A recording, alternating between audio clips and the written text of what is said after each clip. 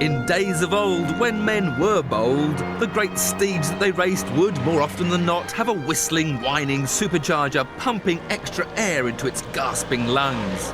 Of course, the great British Bentleys that dominated Le Mans in the mid-20s didn't resort to such crude additions, but the dastardly German Mercedes that threatened their reign did. So a shining knight by the name of Tim Birkin strapped one on the front of his Bentley and set such a pace that the opposition expired under the strain.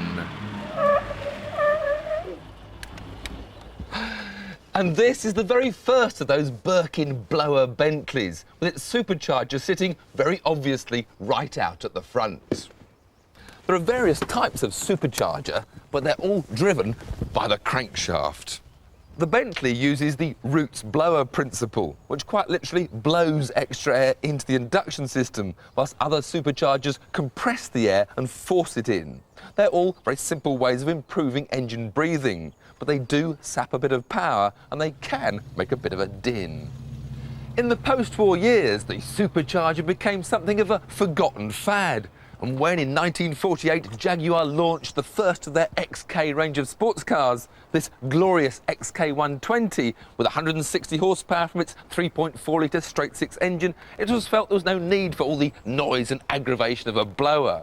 Indeed, only now, a full 50 years later, do we get the first ever supercharged XK Jaguar, the XKR. And just like the Bentley, it uses a Roots blower system. It looks almost identical to the XK8, with the addition of a wire mesh grille, louvers in the bonnet, this tiny boot spoiler and distinctive 18-inch rims gives the rather passive shape a nice aggressive edge. Now, of course, the question is, why the supercharger? After all, it's been exhaust-driven turbochargers that have been all the rage ever since Porsche first fitted one to a GT car back in 1975. Turbos were a must on Grand Prix cars for most of the 80s until they were outlawed for simply being too powerful, and no sporty road car would be seen dead without one. And the answer lies right here with this automatic transmission, an item central to the marketing theme for target buyers of modern-day XKs. With a turbo, you need plenty of revs to really get it going. Once on song, it certainly is more efficient and more effective than a supercharger. But if you just want to dawdle along and then just go, it's the supercharger that's more ready for instant action.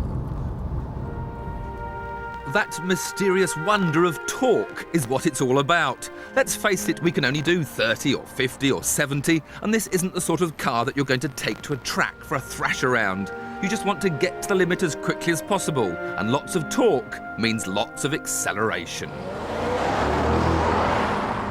The supercharger pushes the power of the 4-litre V8 up from 290 to 370 horsepower, but perhaps more importantly, it delivers the same torque at just 1200 revs as the normally aspirated version has at its optimum.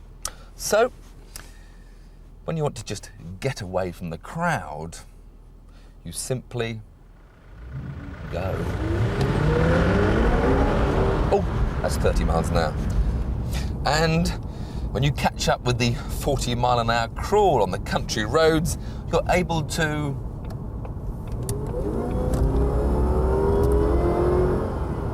overtake very quickly and therefore very safely. And if you do get away to the Autobahn and want to show off to the old German rivals, the acceleration at the top end is perhaps even more impressive. This supercharged XKR will accelerate from 140 miles an hour to its limited maximum of 155, a full 50 seconds faster than the normally aspirated XK8. And that's thanks not so much to the extra 80 horsepower, but more to that extra 100 pounds-foot of torque. Jaguar engineers have worked long and hard on the downside of the intrusive noise of a supercharger. There is still a little whistle there, but you wouldn't want it any other way.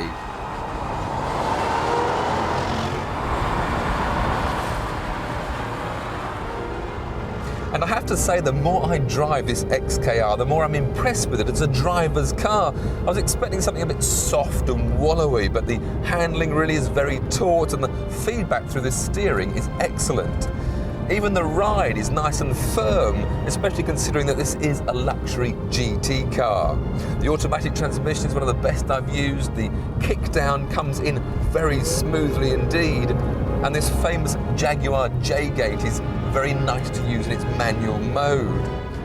All of this must be bad news for the other Ford-owned Grand Tourer, because at £60,000 for the coupe and £67,000 for the convertible, the Aston Martin DB7 is now outperformed and underpriced by 20 grand. Well, I guess that's the price you have to pay for something that is perhaps a little prettier and certainly a lot more exclusive. Oh, to have the choice. And if you want to be sure to see an XKR close up, get yourself to Top Gear Live at Silverstone over the bank holiday weekend, May 22nd to 25th.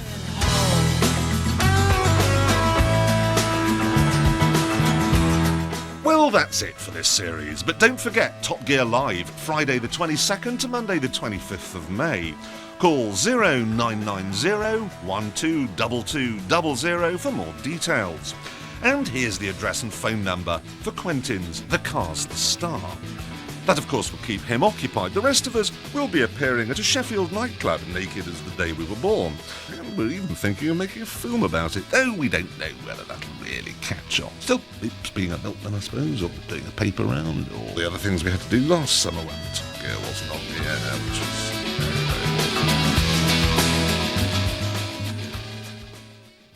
But Top Gear Motorsport keeps the engine running on BBC Two throughout the summer on Mondays at 2:10.